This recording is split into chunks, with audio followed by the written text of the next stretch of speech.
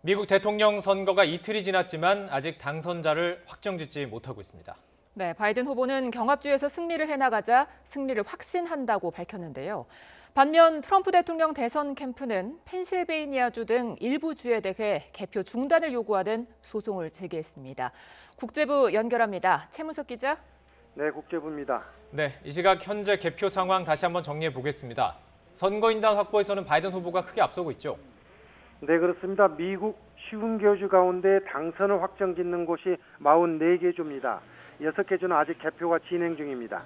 현재까지 선거인단 확보 현황은 CNN 기준으로 바이든 후보가 253명, 트럼프 후보가 213명입니다. 바이든 후보가 대통령 당선에 필요한 선거인단 270명에 거의 다다랐다는 평가입니다. 네, 그렇다면 선거인단 17명만 더 확보를 하면 바이든 후보의 당선이 확정되는 거군요. 네, 그렇습니다. 지금 개표가 아직 진행 중인 주에서 결정되게 돼 있습니다. 현재 개표 중인 6개 주 가운데 애리조나, 네바다주에서 바이든 후보가 간발의 차이로 앞서고 있습니다. 애리조나의 선거인단 11명, 네바다가 6명, 두 주를 합치면 딱 17명입니다. 현재 확보한 253명의 17명을 합치면 다른 주의 결과와 관계없이 당선에 필요한 270명이 확보됩니다. 네, 그중에서도 현재 네바다주 개표가 뜨거운 관심인데 이유를 좀 얘기해 주시죠. 네, 일부 미국 언론에서는 바이든 후보가 애리조나주까지 승리한 것으로 집계하고 있는 상황입니다.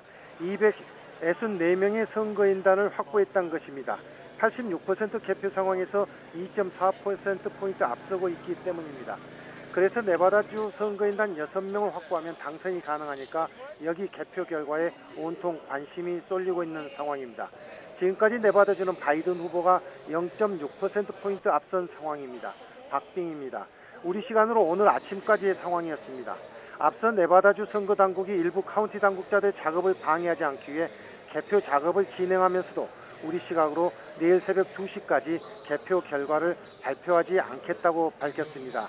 따라서 추가로 발표될 개표 내용이 더해지면 어떤 결과를 가져올지에 미국 언론이 촉각을 세우고 있는 것입니다. 네, 그런데 트럼프 대통령 캠프에서 개표 중단 소송을 내서 지금 소송전이 우려되고 있다고요. 네, 개표가 끝나기도 전에 여러 건의 소송전이 이미 시작된 상황입니다. 이미 승리를 자신 있게 선언했던 트럼프 대통령은 개표가 점점 진행되면서 불리한 상황이 되자 곧바로 소송에 들어갔습니다. 당초 앞서가던 위스콘신주에서 바이든에게 역전패를 당하자 이 주에 대해 재검표를 요구했습니다. 미시간, 펜실베이니아, 조지아에는 개표 중단 소송을 내기도 했습니다. 조지아는 선거 종료 이후 도착한 우편 투표를 분리하자는 소송이고요. 미시간과 펜실베이니아는 공화당 참관인들이 개표 과정을 제대로 지켜보지 못하면 안 된다는 취지로 소송을 냈습니다. 지금 트럼프 대통령이 소송을 낸 주는 다 경합주로 개표 초반에 공화당이 앞서 나갔지만 역전됐거나 될 가능성이 있는 지역입니다. 이 때문에 대선 결과가 결국 최악의 시나리오로 가는 거 아니냐는 관측까지 나옵니다.